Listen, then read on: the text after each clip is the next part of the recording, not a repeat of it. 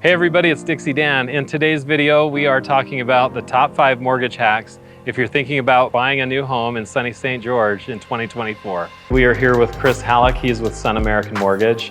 Chris, tell us a little bit about what people can do to get through this market.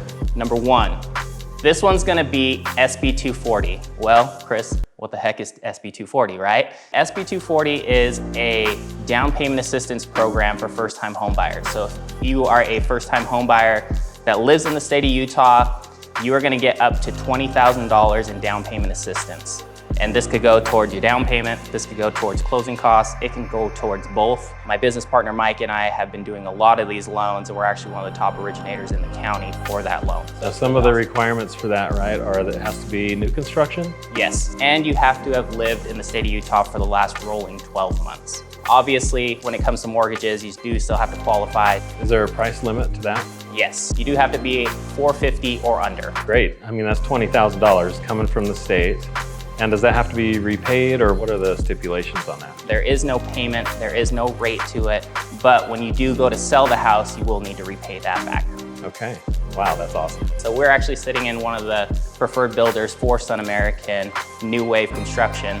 And the second hack is going to be seller concessions or builder incentives. So what do you do with those? These are incentives that you get from the builder when you use the preferred lender, just like us. So you can use that in a permanent buy down to get you a lower rate permanently.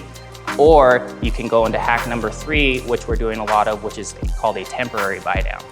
These are commonly referred to as 3-2-1 buy downs, 2-1 buy downs.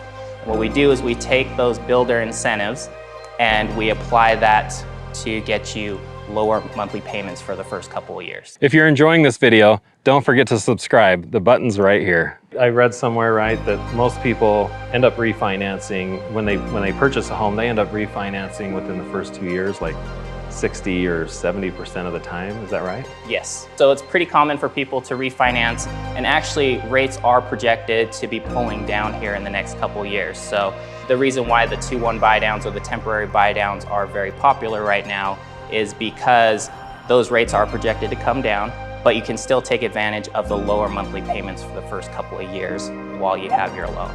That's a great way to get away from the higher rates that we're seeing, right? Yes. And if people are gonna probably refinance within a couple of years as rates come down, that means they're not gonna have to pay that high payment. Correct. We will always pre-approve people at that full payment, but what's really cool about the temporary buy down, so say rates come down faster than we think they are, and in the next year it makes financial sense for you to refinance. Whatever's left that you haven't used in your temporary buy down funds will come back to you after the refinance is complete. Wow. So it's not wasted. This is why we favor the temporary buy down versus the permanent one, because on a permanent one, that money's kind of spent, it's already gone.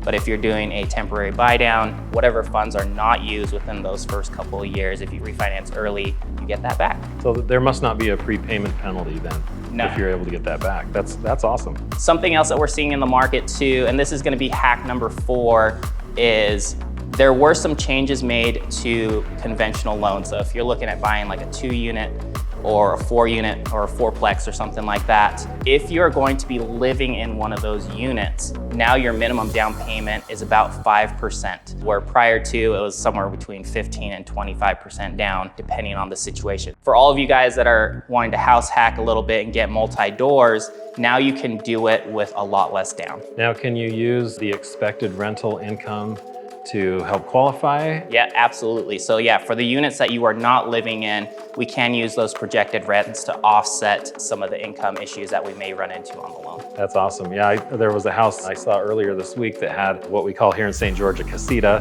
where it's basically a separate entrance, like a mini house attached to the main house.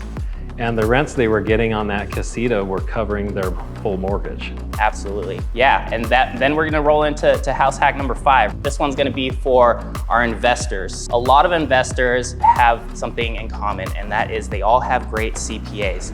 And these CPAs will work their accounting magic to help you mitigate your taxes.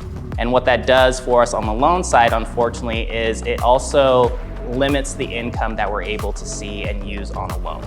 So what we've done in these cases is what's called a DSCR loan. When people are mitigating their taxes, right, they don't want to pay taxes because they can use their valid write-offs and all of that. Instead of going back and amending your taxes, the DSCR loan, instead of looking at tax returns or a self-employed income, it looks at the property and the property's ability to cash flow. We don't look at the self-employed buyer's income at all. It's mainly driven off of the income potential of the property. Okay. And so we've been able to do that because in a lot of cases, it makes sense for somebody not to amend their taxes because their tax bill is going to be huge, right? And it makes more sense for them to keep using their tax mitigation strategies, but allows them to get into a new property where the property itself is going to cash flow. So that's cool. So lending guidelines might be a little more relaxed on that because the collateral is income generating. Yep, they're mainly looking at the collateral, which is the property itself and its ability to cash flow. So to summarize it up, the first one is going to be your SB 240. This is your first-time home buyer down payment assistance, up to $20,000 in down payment assistance from the state. The second one is going to be either your builder incentives or your seller concessions when you're going to negotiate, right? As things are great right now, yeah, the rates are higher, but you're also gonna get some good gifts from the seller or the builder. And the third one is gonna be your temporary buy downs. This is the one we're seeing a lot of. If you are payment conscious, this is gonna save you a good amount of money every month for the first couple of years. And then the fourth one is going to be your 2-plex and 4-plex buyers. So if you're looking to live in a unit, but you also want to get multiple doors in, you can now do it with a lower down payment. And then the fifth one is going to be your DSCR loan. So all my investor friends that have great CPAs, you no longer need to go back and amend your taxes. As long as your property will cash flow, we will look at that instead.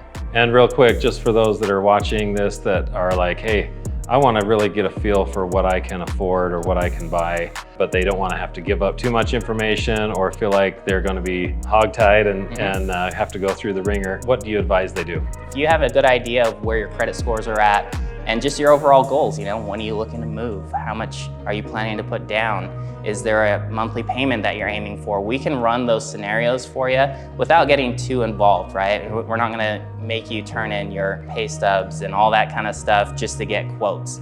Now, if you wanna get a full pre-approval and you wanna go look at homes and make offers, then yeah, that stuff will come into play. Let us get you the information that you need to make an educated decision to see if it's worth it for you to take the next steps. There are more than 5 mortgage hacks. If there are some that you know about, put them in the comments below and I'll try to respond to every one of them. If you like this video, maybe check out one of these.